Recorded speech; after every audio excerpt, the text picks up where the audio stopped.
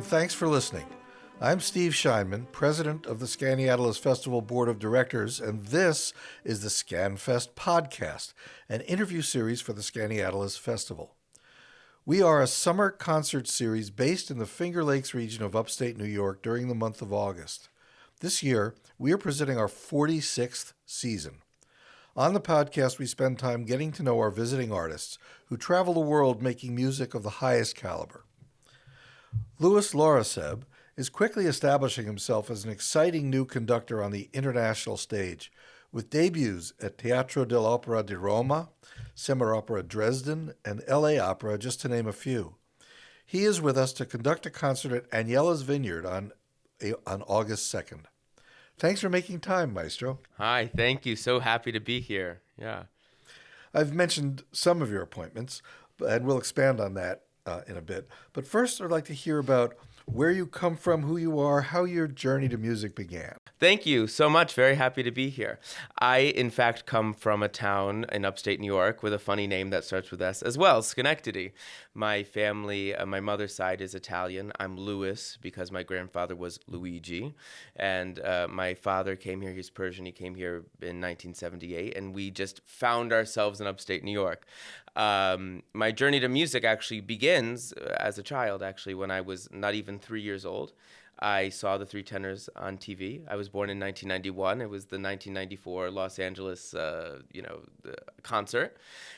And that was it. Something clicked, and I fell in love with music for the rest of my life. My poor family had no idea what they were getting themselves into. That Christmas I asked for, the tuxedo and all that stuff.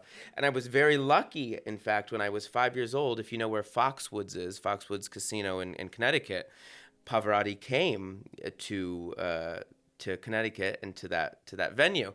And, my grandfather, being an Italian, said of the three of him, he was the best. And his reasons were biased, but he was actually, correct in many ways. All of which to say, I went to the concert, and my family was determined that I should meet him, although not having a real thought-out plan as to how it would happen.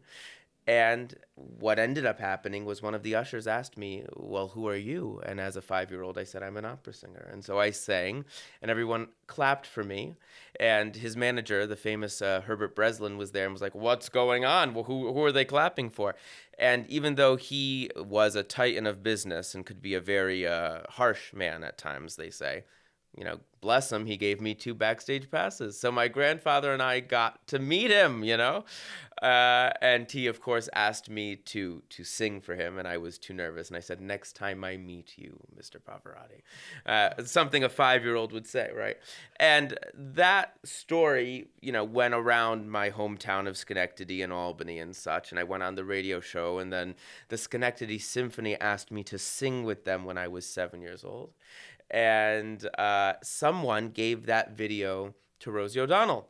And I actually, as a little boy, was on her show a couple of times on Regis and Kathy Lee as this little boy in a tux who loved to sing opera. And so I was very, very lucky to have such fun experiences, all of which culminate in, if you may remember, Pavarotti came to the Pepsi Arena, as it was called in Albany. It's not called that anymore. I don't know what it's called. But he came to Albany, and now I'm 9 years old, I think. I went on the same radio show that morning, and they said, well, we have a surprise for you. We're going to take you to dinner, and we're taking you to the concert, and you're going to meet him again. Oh, my goodness. So I got to meet him again, my hero. And he said, this time you sing for me, eh? And so I sang, and, he made me feel, like $1 million.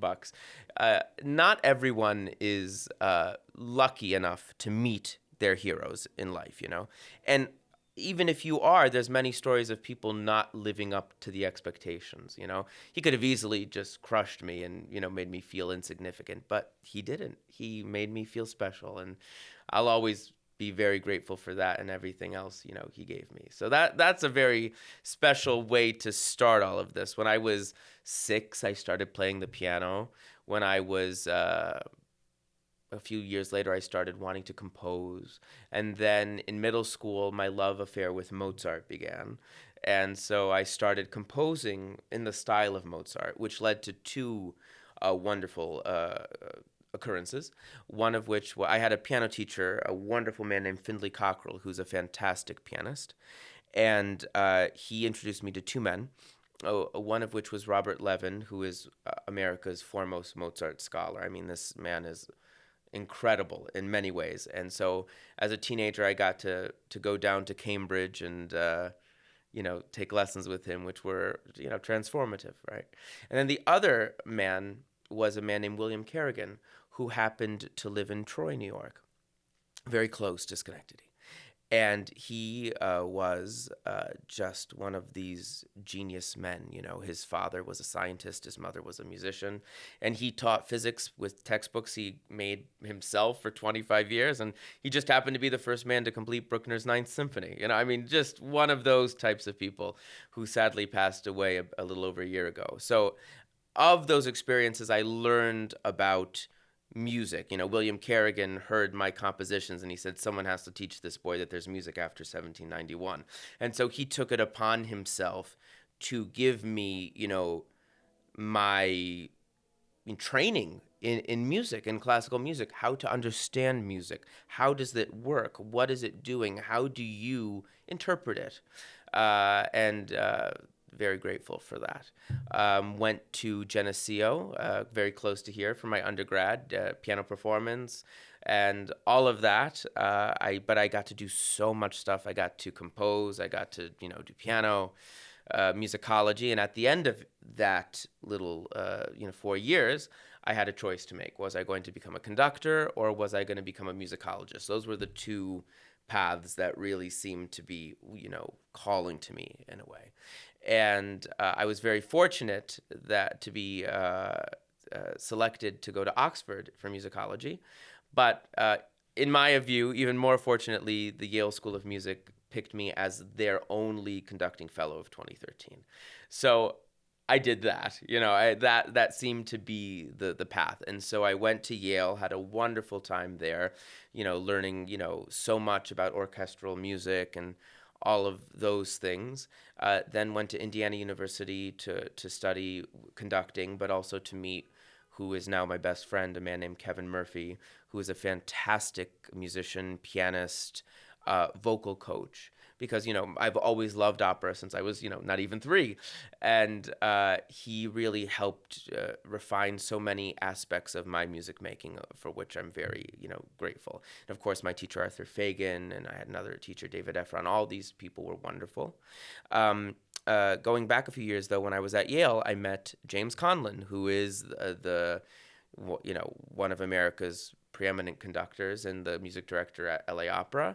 And we started a relationship that's now lasted over 12 years. And so my first job was at the LA Opera. The first time I ever got paid was to be his assistant. And it was through him that I actually made my debut. I went to Rome to assist him, and the orchestra liked me. And so they gave me my debut as a conductor, which was fantastic. And that started that path. And then a few years ago, I made my debut at LA Opera with Tosca, which was a great, that was one of the very first operas I ever saw. I mean, my aunt bought me 4 videos when I was a boy, and that was one of them. So how exciting was that? And but probably even more exciting and more important than all of that in LA was I met a woman named Erica Petrocelli, who was a soprano, and she's now my wife, and we have 2 little children. And so, growing up in upstate New York, I never went to California. And so what is this magical land where there's no winter and there's no snow and, palm trees and beautiful weather and sort of this paradisical sort of thing, right? And but for me, it kind of was in many ways. It really turned out that way. So that's a very long sort of story as to how we got to be sitting here right now. Well, but that was a perfect telling of that story. You had me really engaged, and you covered the first 4 questions that I was prepared to ask you. There we go. Well, clearly, your trajectory to conducting has been very successful and a great choice. But your decision between conducting and musicology, was that because of conducting and musicology, or was that the lure of New Haven versus Oxford? Well, if you ask my mother, she's still upset that I didn't go to Oxford, and she was, she really wanted me to go there. And of course, what a place. Yale's not too shabby though. But no, it really didn't have to do with that. What do you want to do with your life? And the idea of performing was always something that was really important to me.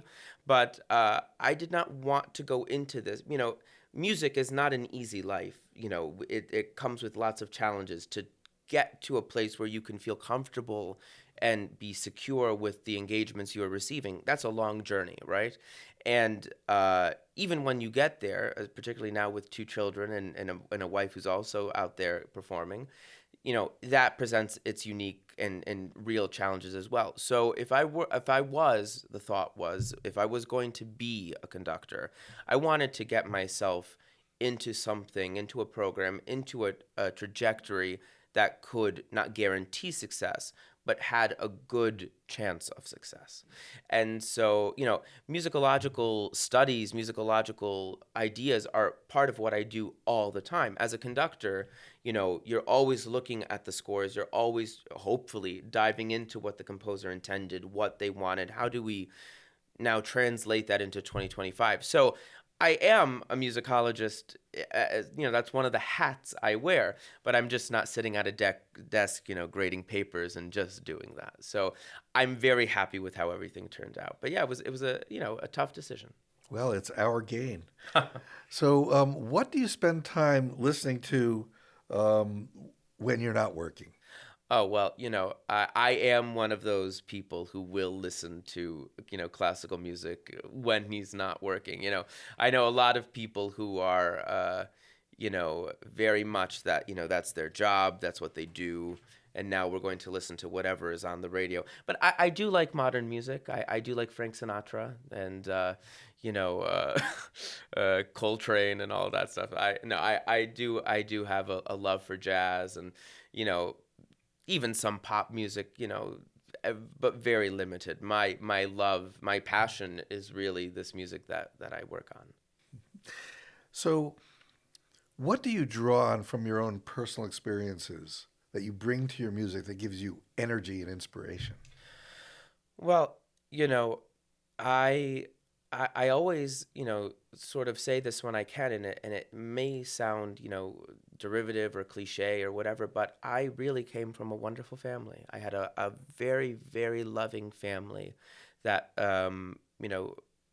gave me a lot of tools in life to as a person and what is important in life and all of those things, and supported me. And that was very, very important, And I say that because that's the base of everything else that one does. When you feel that no matter what, you are secure, you are supported, it allows you to go out and try things that may be, difficult or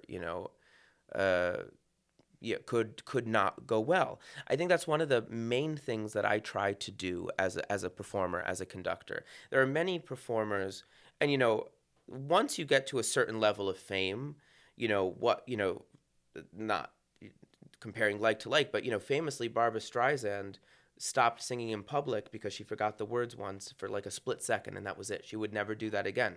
And until they invented the teleprompter, she wouldn't sing in public, right? Or, someone close to my heart, Carlos Kleiber, one of the great conductors, didn't conduct very much, but would not, towards the end of his career, you had to beg him to conduct. You had to give him a car. You had to give him, whatever his fee was, which I'm sure was astronomical. You had to give him whatever rehearsal he wanted. He had to have everything there. And one of the reasons was that to live up to that name, Kleiber weighed on him. And there are many performers, even if they're not dealing with that amount of pressure, feel that I have to be good. I have to not be bad. Problem: if that is your main objective, the pursuit of greatness will be very hard, if impossible, to achieve. Because greatness, excitement, true music making only comes when one takes risks. And I was very lucky to be one of Lauren Mazel's conducting fellows right before he passed away. And again, those videos I talked about, one of those videos was Aida, which was Lauren Mazel conducting as a 4-year-old. So I knew of his music making. It's enrooted in me, right?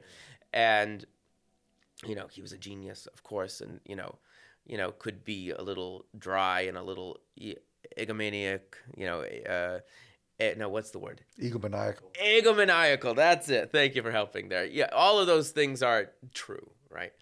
But also true is that sometimes you hear of his performances and people talk of them as the most sublime things that ever happened. And then there is, forgive me, there's a Don Carlo that people talk about at the Met, which they say, well, this was the slowest thing we've ever heard in our life. It was not a great night. But what is it worth it? Is it worth that if you go into the theater, if you go to a symphony, if you go to a chamber, experience, I think it's worth, that excitement of something really magical, that maybe every now and then things don't fire well. And, that was also Robert Levin. Robert Levin was, a musicologist and a performer, and, he still is. And, his great thing was improvisation in Mozart, who would do that? But he can. But that idea of that freshness of using, research and using study to create something which moves people, that's really important to me. Wow. So are there particular pieces of music that really speak to you, that you love performing, conducting, listening to? Yeah, we don't have time, but let's start in the symphonic realm, because we're here talking about symphonic repertoire. For me, the Mozart symphonies, the Beethoven symphonies, obviously are phenomenal. Tchaikovsky, Bruckner has to be a part of that, which I love, of course, because of Mr. Kerrigan. But the Poem of Ecstasy of Scriabin is something just absolutely astounding, as is, Daphnis and Chloe. One could go on, but these pieces are just truly phenomenal works that illuminate what a human can do. Even the Brandenburg Concerti, which sort of ties into what we're doing. One of the pieces we're doing is by Christopher Theophanidis, who was at Yale when I was there, and I got to meet him a bit, a great composer. And his piece that we're doing on this concert was written for the Orpheus Chamber Orchestra, I believe, and was written to be one of the 6 orchestrations of the Brandenburg Concerti. So, I think it's the 3rd one that we're doing. So his orchestration mimics that of the 3rd Brandenburg Concerti. But you look at these pieces and they're just astounding. The same goes for, the operas that I love. Obviously, I love Italian repertoire, Puccini and Verdi and all of that. Things that tie in, though, between the two are the misguided notion that popularity means not very good. So, one of the things that people will say about Puccini is that, well, yes, it's just tugging on your heart, that Italian slop, what is that? Or Tchaikovsky, Romeo and Juliet, well, who cares? Of course, it's just, it's not real art. Even Mendelssohn, we're doing the Mendelssohn Third Symphony. Mendelssohn is, the violin concerto is my favorite violin concerto. But accessibility or popularity doesn't mean that these people haven't painstakingly gone through these pieces and made them. If you look at a Puccini score, you will see the specificity of a Mahler symphony. And so, those are things that are always in the back of my mind as we go through these sorts of questions. So you started out through your love of opera. Yes. And you conduct opera. What is it about the operatic experience that draws you that may be different from the symphonic experience? Yeah, a couple of things come to mind. First is that, opera in what it is probably the synthesis of so many disciplines of art coming together, that when it is great, it is truly astounding. You have dance, you have singing, you have costumes, you have scenery, you have orchestra, you have, special effects, whatever it may be, all of which coming to make an experience which is unlike any other experience. It truly is. A little more cut and dry is an old adage that if you can conduct opera, you can conduct symphonies. But because you can conduct symphonies does not mean you can conduct opera. And I have to tell you, that is very, very true, no matter what people would like to say. I won't say names, but there are many famous conductors who were symphonic conductors who decided that they would throw their hats in the rink with an opera and got a little roasted, shall we say. I won't say the more contemporary ones. Famous, though, in, I think, 1970, Seiji Ozawa, the great Seiji Ozawa, went to La Scala. He was just getting famous, and they were going to give him Tosca with Pavarotti, with other great people. And he supposedly went to the first rehearsal, closed the score, went to the management, said, I can't do this. I'm not ready for this. He said, give me a year and I will be. And he did. Very smart. The fluidity, the changes of tempo, the needing to stop, to start, to do all of these things have to be part of you before you can do them successfully. Not to say that, the Rite of Spring is not easy to conduct. I'm not saying that, but it's a different skill set that, for whatever reason, and other people can speak more eloquently, the skill sets which are needed for opera translate better going into symphonic work. So the step into international conducting is a big career step. Yeah. How does that happen? And it's not easy. It's luck. It's being, those old sayings really sometimes are true. Be prepared. You have to be prepared for when the moment comes to you. And I fortunately was. I was working on Billy Budd with Conlon at Rome, and he had to go off to wherever to conduct a concert or whatever it may be. And typically when you are assisting, you don't touch the orchestra rehearsals. That's not something that happens for a whole, rehearsal. Maybe, someone will give you 5 to 10 minutes, which is actually something I'm very, I make a point of doing now, that my assistants get a chance, because so often I wished I had that chance and didn't get it. But that aside, to have a whole rehearsal is very uncommon. But it just so happened that was the only way it was going to work. And so I did it. And, the way Italian theaters are run is that there is the person who's really in charge of everything, who in this case was the great Alessio Vlad. And then there's someone on top of him who really oversees everything, the sovrintendente, and Carlo Fortes in this situation. And very powerful men, and very, little words. And I did the orchestra rehearsal, and the sovrintendente came up to me and he just went, buon lavoro, good job. I said, oh, thank you. And that was it. And then I had a contract. To get into the insular, microcosm of the Italian theater is very difficult. So I'm very glad that I was able to do that. And I hope to go back again. And then, this or that happens. People advocating for you. I've been very blessed with supporters, and things start happening. And I assume that facility with the Italian language was critical in that. Well, it was. It's funny you should say that. Both my grandma and my grandfather came from Italy, and around, I think it's about a 15-20 minute drive from each other. They're from between Caserta and Naples, okay? And but they met here in New York. All of which to say, both of them grew up speaking the Neapolitan dialect. So they didn't speak Italian proper. So Italian proper comes from, the upper region near Florence. And when the TV became a big thing, it was just codified that this will be Italian, right? And so now everyone learns in Italy their their heritage, their dialect, and they also learn Italian. My grandparents were before that time, so they only knew dialect. So it was very interesting that you bring that up, because everyone in Rome, even though I was speaking quote unquote Italian, they knew where my family came from, how I pronounced the numbers. And so they knew very much. And it was the first bassoonist in Rome actually comes from around Naples as well. And he was very kind. He came and met my grandma, and he spoke with her in her dialect, which was because, the family came for the big debut and all of that. So that was a fun moment. I'll bet it was. Oh, yeah. Other languages? My wife is fluent in German.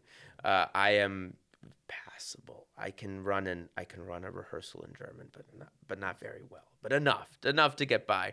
French and those are really the languages I know. Yeah, and English sometimes. So conducting involves a lot of travel, a lot of repeat visits, a lot of collaborations. Are there particular collaborations from your career that other beyond the ones in your development that you mentioned that are most memorable? Well, it almost goes without saying, but of course, my wife, being able to do things with my wife has been wonderful. It's not always possible, very rarely, but we actually did our first opera together in May. We did Madame Butterfly, and that was a special occasion for sure. I've already spoken about getting to work with Kevin and Conlon, but I just was in Colorado this summer conducting Barbiere di Siviglia, and the baritone was Luke Sutliff, who's a fantastic baritone, and he and I had worked together in Atlanta, and we got to go golfing together, and these are the sorts of I mean, I could go on the list of people who I've continued to work with throughout my life, but it is true that when you're able to create those relationships and when you bring them back, it does ease the burden of some of the other things which make it difficult. Yeah. How do you approach learning and preparing to conduct a new score? A score that's, so much of the repertoire is already familiar to you, but are there certain approaches that you take? That's a good question. It really depends on what piece we're talking about. If it's a contemporary piece, you do your best to try to understand what the composer wanted. If you're lucky enough to have the composer there, they can help you out in figuring out how to do it. There's different levels of that, and as time goes on, people became more and more specific because things became more and more cosmopolitan. This is something I'm always talking about because it's hard for us, in 2025 to realize how segmented and how closed off the world was to one another, right? We pick up our phone and we can find information from Japan or from, Asia or wherever. But that was not the case. So the other thing that is very interesting to think about is that before Beethoven, people really were not writing often for posterity. That's another huge thing that people don't realize. Beethoven changed art, not just music, art. Beethoven was a singular focal point where what and who an artist was completely changed. Before him, you maybe wrote things that you wanted, every now and then you had, but what you did was you supplied something for an occasion or a purpose. There was a coronation happening, Mozart writes the coronation concerto. There's the opera festival, he gets a commission, he writes an opera. Mozart would have written operas all the time, but he didn't have the commissions, so he didn't, right? They need a minuet for the ball. You write that, this sort of thing, right? Beethoven was the first person to really change how people viewed what an artist was and believed it. Beethoven said, famously, there are many princes and kings, but there's only going to be one Beethoven, right? And that mindset that I'm not just writing this music for now, I'm writing it for the future, that changed completely how things are. So when you look at a manuscript by Mozart or Rossini or Vivaldi, we're doing the Vivaldi, right? Those were written for a singular occurrence with singular people who knew what to write. And so a lot of information wasn't written in the score. People think that you just have to do what the composer did. No. In many cases, what the composer expected, what the composer wanted, is nowhere anywhere in the music. And so you have to supplement, you have to supply that information. On the other hand, when you have the contemporary composers, they often write exactly everything you want. Or, Mahler, being a famous conductor, would revise and revise and revise and has the most minute details about how to do his symphonies. Beat this certain way, make sure that this person has their bells up, make sure that, you use this sort of this or that, very, very specific, because he's already post Beethoven, now thinking about the longevity of the pieces. But you take the music, you try to understand what the music is trying to say. All music is trying to say something. Even contemporary pieces which are not tonal, they're going against that which is, physically undeniable. When you have a note, any sound that we have, I'm sure you know about the harmonic series, but every note is comprised of different tones that we hear in different versions, and those are, the harmonics, right? And the balance of those harmonics changes how we hear it. So a clarinet sounds like a clarinet because the whatever harmonic is, this and that and whatever it is, right? But if you take that, right, let's say you take a low C, right, and one can do this on their piano if they wished, you can depress silently a C major chord, in the middle of the piano, no sound, and then you can strike violently a low C, and you will hear that resonate. Why? Because every pitch is comprised as a set of other pitches. And let's take that low C. The first harmonic is just an octave. It's the same as C, right? Then you have a G, the fifth. Then you have another C, the fourth. And then you have an E, the third. And if you put those in order, you have a major sound, right? That's why major keys are what people say happy or pleasant or whatever. It's because there's a concordance of the harmonics within it, right? Now, if you take that E and you want to make it an E flat minor, sad, moody, tempestuous, you have to go up. It's much farther removed. So the tenets of tonality, of tonal music are not, arbitrary, but have been developed over years based on these physiological truths, so to speak. So our job is, how do we traverse that? How do we take this piece, which is dealing with all of these, physics, these harmonic sensations, and how do we make a cogent what's the word? A good case for this piece. And that's our job. Well, first of all, I want to thank you for that music lesson. It was wonderful, and it prompts me to want to ask, obviously, the act of conducting, you're teaching, in a sense, the orchestra, but do you do any teaching? At the moment, I don't have time to have a post or to do that, but I love talking. I love maybe teaching is too harsh, but mentoring or discussing or hopefully illuminating. I love talking about these things because I think understanding is the path to appreciation. I think the more one knows about anything, the more one is able to enjoy or discern, right?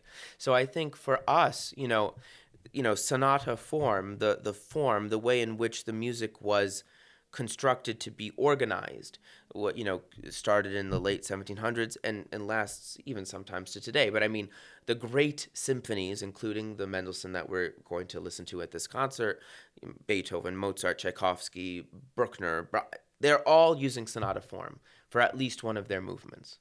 And that form was developed to make music easy to listen to, not hard to listen to, because the music of the Baroque era, which preceded it, was contrapuntal, fugal. You had to do all these things at one time, harder. Beethoven 5. Sonata form is an idea, some stuff, a different idea. You repeat it so you remember it.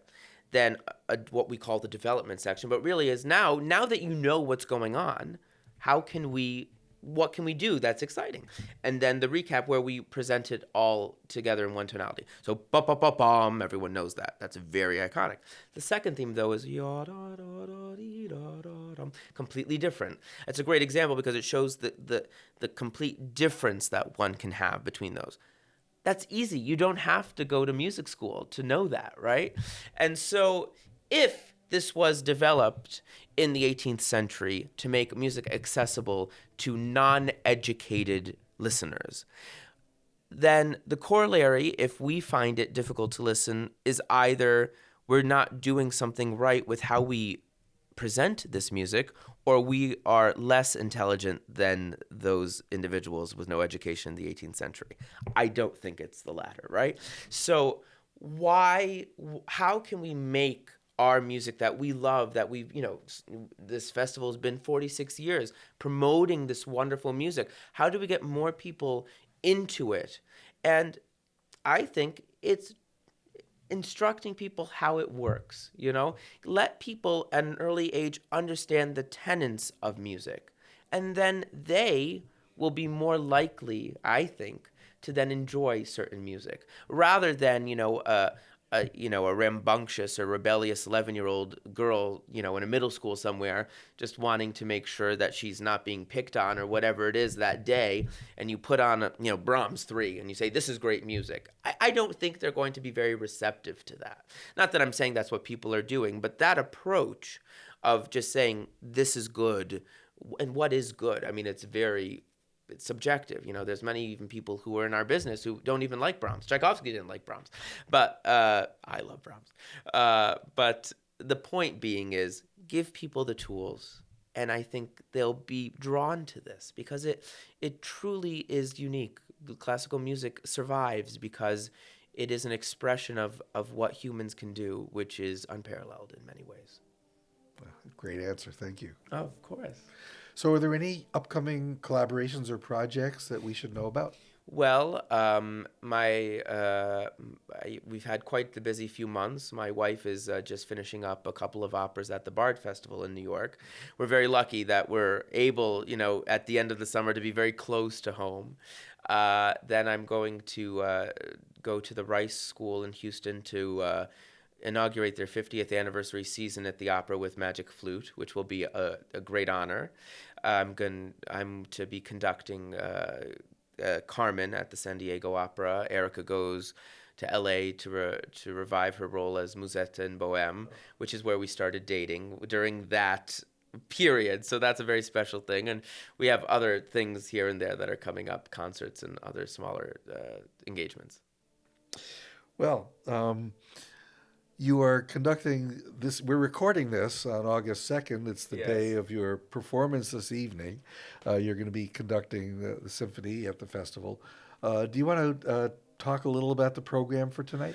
Well, the program tonight is just really well thought out. I didn't come up with it. I don't know. Julie, perhaps, I don't know who did. But whomever came up with this program did a great job because it's a wonderful collection of 4 pieces which, though disparate, really have a lot of things in common. So we already talked about the Theophanides, which is called Muse, and aptly named as it was inspired by those Brandenburg Concerti. And what it does is it takes Baroque idioms, Baroque configurations, and puts them in this very contemporary, musical landscape. And it's, I think, a very successful piece. It's very exciting to hear, and it'll be great to do. The Vivaldi Summer is, a famous piece, and we all love it. The 4 seasons, we know all of them for, from a commercial or whatever it may be, at the very least. Again, back also to that conversation about, what do they say? Don't hate me because I'm popular. Just because it is so popular. At the time, it was very, very innovative, these concertos, which not only are musical, but they are program music. And what is program music? This was a big thing in the Romantic era, where now you gave the audience what they called a program, or you told them what they were listening to that had extraneous connotations outside of pure music. So, famously, the Pastoral Symphony of Beethoven starts that way. But, there's the program to the Tchaikovsky 4, or when you Don Juan of Strauss, all those tone poems are programmatic music, where these pieces are telling a story through the music. And Vivaldi is doing that in summer. Not only why is it summer? Well, it begins with the feeling of being under the sun. The sun is beating down on you and it's so hot, and so that's what that music is. And then, you have thunder and you have rain and you have bird calls, and he tells you all of these things. So this is very, very special in a way. Let's go now to the Mendelssohn. The Mendelssohn, while not programmatic per se, what is known as the Scottish Symphony. Why? Because in 1829, he went to Scotland, and because of that trip, we got the Hebrides Overture, another famous piece, and we got this symphony, which was inspired initially by his visiting the castle where Queen Mary, Mary of Scots, lived, and her tragic life happened. And so it had already been, by 1829, somewhat in decay. And the opening of the symphony he jotted down right away. And, this is to show, to express in music those feelings that he had seeing this, decaying castle with all of that history of Queen Mary and all of that, which is very interesting. And of course, there's other Scottish elements in it, but they are, contained within a piece which really stands alone as a piece of music. So it's Scottish inspired, but it's not like Capriccio Italien, or something like that, where the national inspiration is at the forefront. It's just part of the texture. It took him 14 years though to finish the thing. He started it in 1829, and then I think it was 1841 or at least 1842 that he premiered it and then revised it, and then we have the version that we all know. Also in 1829, there was a 19-year-old, Frédéric Chopin, who was writing his first piano concerto. Now, it says piano concerto number 2, but it's his first piano concerto. This is something which belongs to him and Beethoven, that they each wrote in their youths a piano concerto, and then they wrote another piano concerto, which was very popular. And because that concerto was very popular, they decided to publish the other one. So Beethoven 1 was written after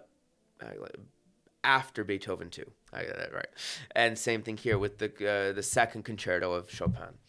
And it just is a coincidence that both Mendelssohn and Chopin were starting these pieces in the same year, though it took, Mendelssohn a lot longer. It's a great piece. We have a great soloist. We also, our concertmaster as well, Edson, is the soloist for the Vivaldi. So Jan is a great pianist. We're so lucky with the caliber of musicians as soloists and in the orchestra. But it's a great concerto. The second movement is close to my heart because very similarly to my story, Chopin at the moment was infatuated with a soprano whose name is Polish and I'm not going to butcher.